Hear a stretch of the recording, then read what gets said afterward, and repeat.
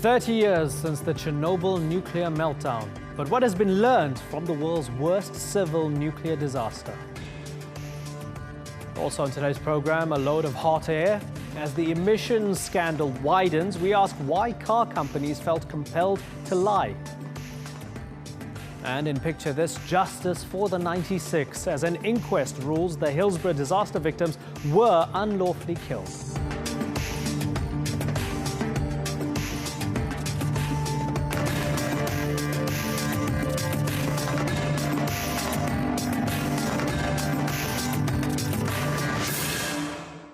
Hello and welcome to the Newsmakers with me, Imran Garza. 30 years ago today, a meltdown at Chernobyl's reactor 4 sent clouds of radioactive smoke across Eastern Europe and beyond, irradiating thousands of square kilometers of land. Today, work continues to try to contain the reactor, something that could take another 30 years.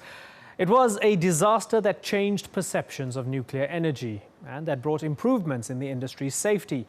Since then, there have been few accidents, with only Japan's Fukushima disaster on a comparable scale. So, is nuclear power now safe? 30 years after the world's biggest nuclear accident, our newsmaker today is Chernobyl, as we ask what lessons have been learned.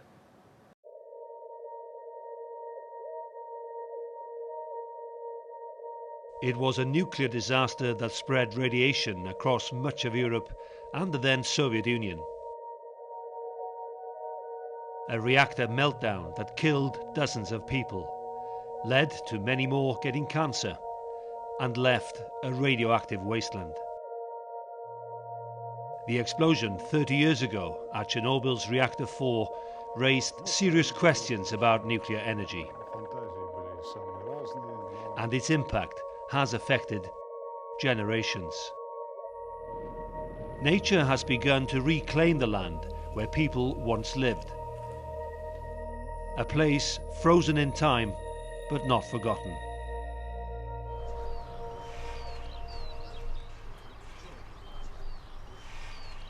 The whole area around Chernobyl is sealed off.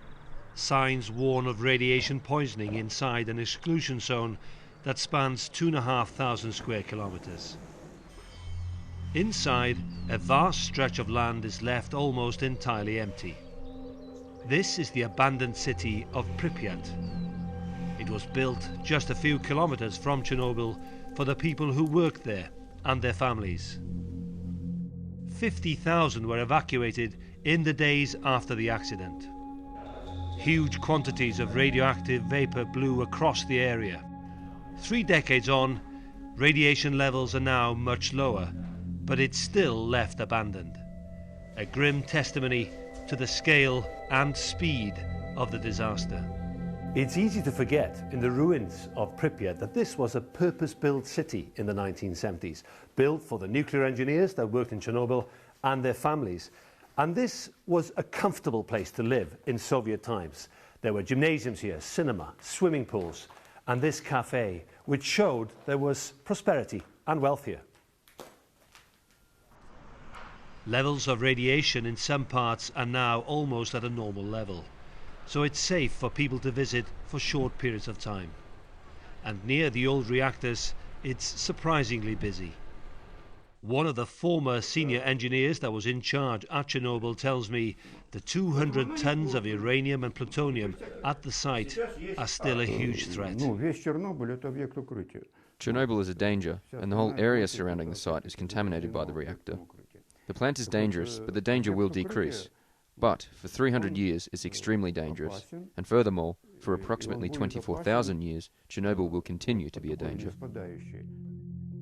A new cover has been built for the reactor to contain any radiation in the plant if it collapses. It's a lesson to the world that when nuclear activity goes wrong, it's a tragedy that affects thousands and lasts for lifetimes. Nature is adapting. With so few people left in the region, wildlife is booming. In a place that brought death and disease. But the toxic legacy of the disaster remains. And it's a reminder of the dangers of nuclear power. Yolo Ap David, the Newsmakers, Chernobyl. Well, joining me now to discuss what lessons have been learned from the Chernobyl disaster and whether nuclear power is in fact the only realistic way to power the planet. In Washington, D.C. is Kevin Kamps. He's a radioactive waste expert from Beyond Nuclear. And in London is Jonathan Cobb from the World Nuclear Association. Thanks, gentlemen, for joining us. Jonathan Cobb, let me start with you. We have Chernobyl and the tragedy of Chernobyl. Fukushima not too long ago. With radioactive leaks and the connected possibilities of nuclear war when nuclear energy is weaponized, we cannot guarantee the safety of nuclear energy, can we? The risks are enormous. I think the important thing to do is to put the risks of nuclear energy in context with other forms of electricity generation. Because we need electricity, we have to generate it, it's an essential part of our lives. And so Chernobyl was the worst accident that has affected the nuclear industry, and I'm not going to pretend it was anything other than that. But we're commenting on today, it is a word which is often associated with nuclear, but we don't look at how other power sources compare. And to take one example, the Banqiao Dam in China in 1975 collapsed, and that led immediately to 25,000 people dying from drowning, and over 100,000 people dying from diseases spread after that time in a matter of a few short weeks. And that's something which we don't remember, it's not as well known. On top of that, these are accidents that have affected those two forms of low-carbon generation. Fossil fuel generation is something where we know that millions of people are dying, having their lives cut short because of the air pollution generated from those power stations through their normal activities, not from an accident, from the way they're run and allowed to run all the time. Okay. So I do think it's important to look at Chernobyl and what is to be learned from it, but also to put it in context with other forms of electricity. Kevin Kamps, let's put it in context. We need energy. Coal and oil is dirty. Nuclear energy is not. Accidents do happen, but let's contextualize it. What do you think? Well, nuclear is indeed dirty, dangerous, and expensive. And, you know, there are sources of electricity like wind power, solar photovoltaics, concentrating solar thermal, and perhaps less sexy, but very important, is energy efficiency, which is at least 10 times more cost-effective than nuclear power at reducing greenhouse gas emissions. So with limited time and limited money to address an imminent climate catastrophe, why would we waste money on something like Hinkley Point C, the most expensive atomic reactor in world history being proposed in the UK, when we could install energy efficiency and be very effective in addressing greenhouse gas emissions that way? So wind and solar are safer, cleaner, ever more reliable, ever more cost-effective versus nuclear. And this false choice between nuclear and fossil fuels is just that. These renewables are the future if we're going to have a future, and we'd better get busy in their deployment. Kevin, what happens when the sun doesn't shine and the wind doesn't blow? Well, there's another false choice. We're supposed to believe that high-level radioactive waste can be stored safely and soundly for 1 million years into the future, but we can't figure out how to store electricity overnight. So whether it's Elon Musk and his battery storage in the United States, the storage is being addressed. Yes, these sources of sunlight and wind are intermittent, but we have an entire planet to work with. Wind and solar are more and more reliable, more and more cost-effective. Jonathan, why aren't you willing to give renewables a chance? I'm absolutely willing to give renewables a chance because I think they're necessary too. The World Nuclear Association is putting forward a proposal that to get to a low-carbon electricity mix, we should have around 25% of electricity generated from nuclear energy, and then the remaining 3/4, the 75%, should come from the other low-carbon sources, including wind, including solar. But taking the point that we can do this just with those, I don't think is true. And I absolutely agree that we need to act fast, so we should look at what's been demonstrated already. And if you look to Europe, to France, to Switzerland, to Sweden, if you look to Ontario in Canada, these are places where they've now got the kind of low-carbon mix that the rest of the world is aiming together. Jonathan, Germany, Europe's largest economy, is phasing out nuclear power. Isn't it an industry in decline or a sign of an industry in decline if Germany is doing it? No, it's not. At the moment, there are around 64 reactors under construction. That's amongst the highest number of reactors we've seen being constructed for 20 years. So it's one where capacity is growing. But if you take the example of Germany, it's often held up as a good example of renewables going ahead on its own. But what has happened is they've only closed down around half of their reactors so far. They've put a lot of effort into developing renewables, and that should be welcomed. But because they've traded off nuclear against renewables, greenhouse gas emissions in Germany have actually been static. They've made all this effort on renewables and essentially are just running still. If they'd kept the nuclear plants running and instead phased out the coal generation, which is very similar to the way nuclear is being used in their mix, they could have had nuclear and renewables together like other countries in Europe and have made major steps to reducing greenhouse gas emissions. Okay. They haven't done that. I think that's a terrible shame. Kevin, is this something only rich, developed, industrialized countries have the luxury to debate? We see poorer countries who are happy to take the risk and are aspirational when it comes to nuclear energy. They need the energy, they want to grow. Who are we to tell them otherwise? Well, it would be very wise for these countries to leapfrog these dirty, dangerous, and expensive technologies like nuclear power and simply get to the future, which is renewables. They don't even have the grids in place to handle a large-scale nuclear power plant.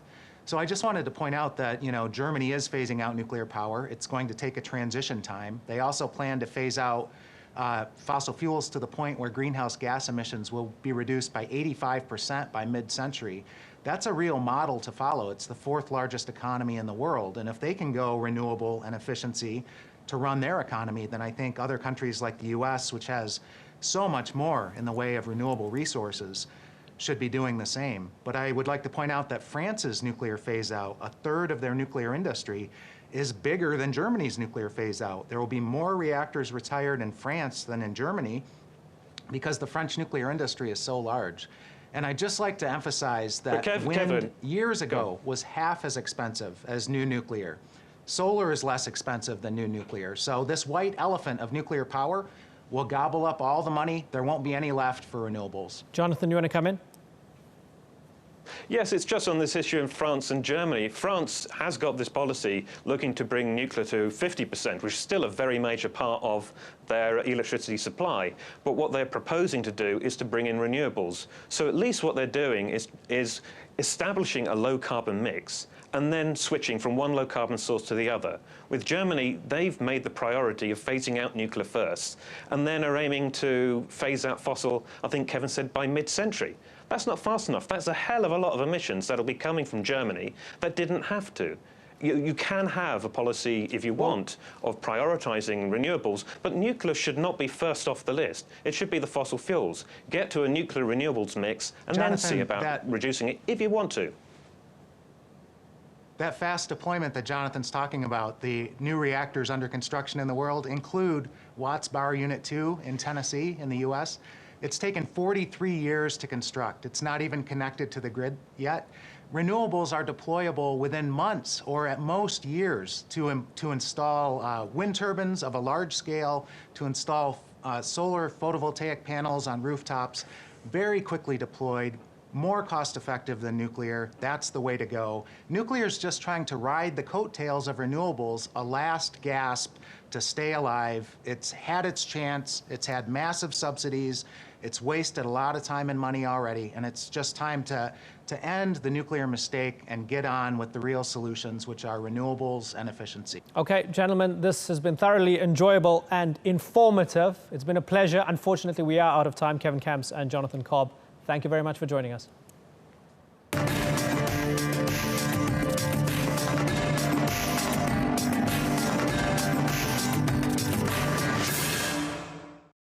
Still to come on the Newsmakers, playing dirty to get clean and green, why car makers are fixing their figures.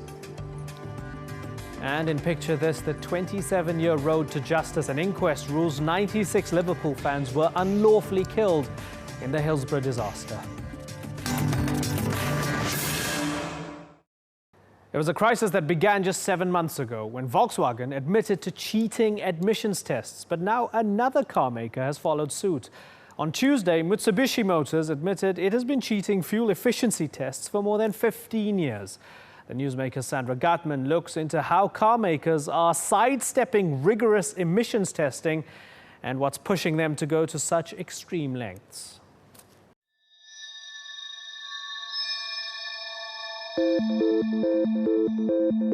First, Volkswagen. I would like to offer a sincere apology.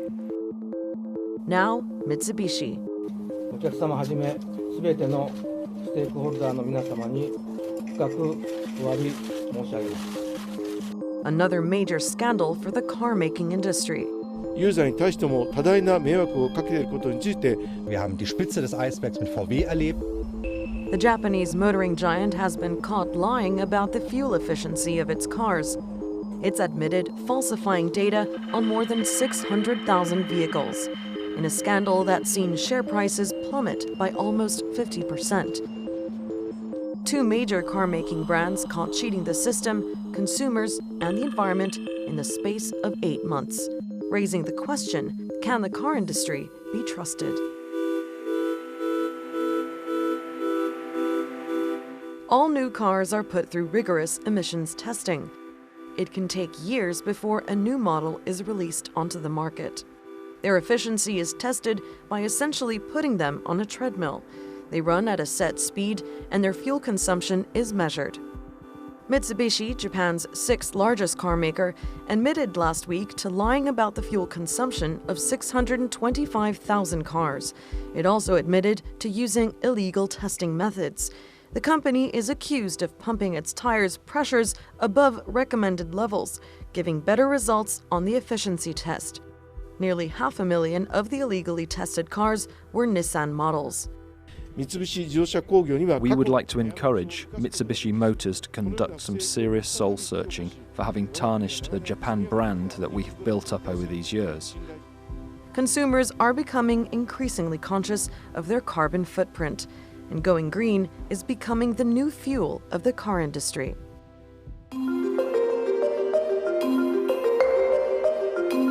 Greener, faster, more efficient. To compete in one of the world's biggest industries, companies have to find ways to make cars less harmful to the environment, but also cheaper to fill up. But corners have been cut. Mitsubishi hat das eingeräumt, dass sie auch Mitsubishi admitted that they cheated and made mistakes. Possibly more car makers abused legal loopholes and emitted more emissions than expected. Are politicians doing enough? No, not so far. Nein, bisher nicht. Mitsubishi has confessed to rigging tests as far back as 1991. The stylish Mitsubishi Outlander. Get away with it. But get away with it, they have not. The Japanese car manufacturer is the latest casualty of its own lies. But with ever more environmentally conscious consumers, it may not be the last caught spinning the fuel efficiency spiel. Talk of saving the planet could turn out to be the car industry's undoing. Sandra Gatman, The Newsmakers. Well, joining me now is Nick Molden, the founder and CEO of Emissions Analytics, a company that analyzes car makers' emissions data. Thanks a lot for joining us, Mr. Molden. So we have Volkswagen.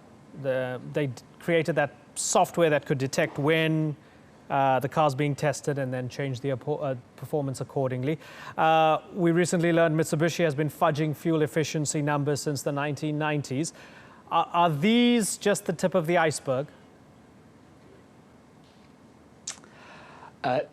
In the United States, I don't think there is actually going to be anything significant beyond what we've seen with Volkswagen, which admittedly is a big case, but I don't think it is going to be endemic across the whole of the US industry. Where the interesting action is in Europe, where the regulations are less well defined, and therefore it's likely that we're going to see that all manufacturers are doing similar things to Volkswagen, but probably that everything that people are doing is legal. That there is a big gap between the letter and the spirit of the law in Europe, and there's been an industry developing that exploits that difference, and I think we're finding that most manufacturers are doing the same thing. You've got your own methods, different from the EPA in the US. Are you so confident that they're all doing this because you've actually come across data that can prove it? Well, if we're talking about Europe, what we see is, on average, manufacturers are 4 times above the regulated limit for nitrogen oxides. And even the best performing manufacturers are still above the limit in most cases. So what we can see is that there is this systemic gap between real world testing that we do and the official regulated levels, and therefore we can be confident that everyone is doing it to one extent or another. Politically and in terms of public relations, is there too much pressure on these companies to be environmentally friendly, so then they cheat? Maybe it's time to perhaps lower the bar a little bit, change expectations. What do you think? No, I think almost the opposite. The problem in Europe is that the regulations are not tight enough and they're not well defined enough. And that is in the context of an extremely competitive market for selling cars. So if you find that there is a loophole that you can exploit and one of the manufacturers starts using that loophole, there's a big pressure on every other manufacturer to follow. Otherwise they will have a commercial competitive disadvantage. So actually I think the answer is to make the rules tighter, simpler, clearer, with fewer loopholes. So it might be hard for the manufacturers, but at least it's a level playing field and everyone can compete on even terms. As somebody who's involved in actually testing these vehicles and knowing how they are tested technically, tell us a little bit about the amount of effort that has to go into developing these defeat devices that con the system. Well, defeat devices or optimization strategies, there's a whole continuum of initiatives that can be used to get a flattering emissions number. And you have everything from the Volkswagen end, which was a fairly sophisticated piece of software to spot when a car was being tested, through to much simpler initiatives that you can do, for example, overinflating tires, which gives you a flattering coast down test, which essentially gives you a lower inertial setting in your laboratory test, which is what Mitsubishi has done in Japan. That's actually just a question of overinflating some tires. So there's actually, and all points in between in terms of sophistication. But you can actually, the overinflation of tires actually does deliver quite a significant benefit. So it doesn't always have to be high tech. So companies are just better off perhaps spending their time and money on developing cleaner cars, right? Well, again, it comes down to how effective the regulations are. Because if we take, for example, stop-start systems that have become very common on European cars, we find in real-world driving that they deliver very little reduction in emissions. Whereas on the official test, it gives you a big benefit. So in this case, manufacturers have put time and resource into developing these systems and deploying them, and they actually deliver relatively little real-world benefit. So again, it's badly formed regulations which are leading to a misallocation of effort. If you can get rid of that, then manufacturers can direct their investment towards initiatives that genuinely reduce emissions in real-world driving. Nick Molden, this is really interesting. I wish we had more time to chat. Unfortunately, we do not. Thank you very much for joining us.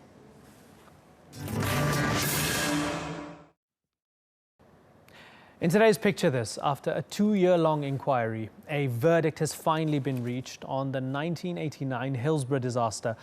A jury has found that 96 football fans were unlawfully killed due to overcrowding at an FA Cup semi-final.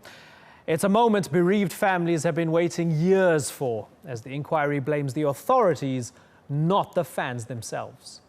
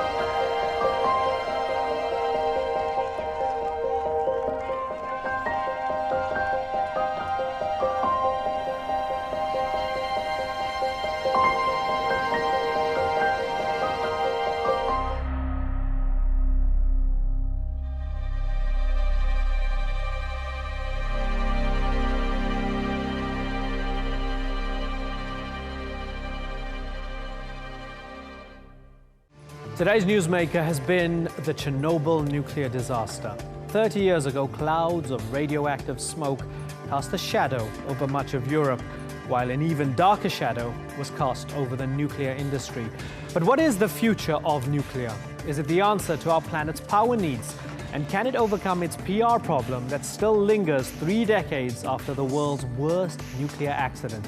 On the one hand, China is pushing to triple its nuclear capacity, while Germany has already turned its back on nuclear power. But with the stakes so high, which path is really the right path? You've been watching this edition of the Newsmakers with me, Imran Garda. Thanks for watching. See you soon. Bye-bye.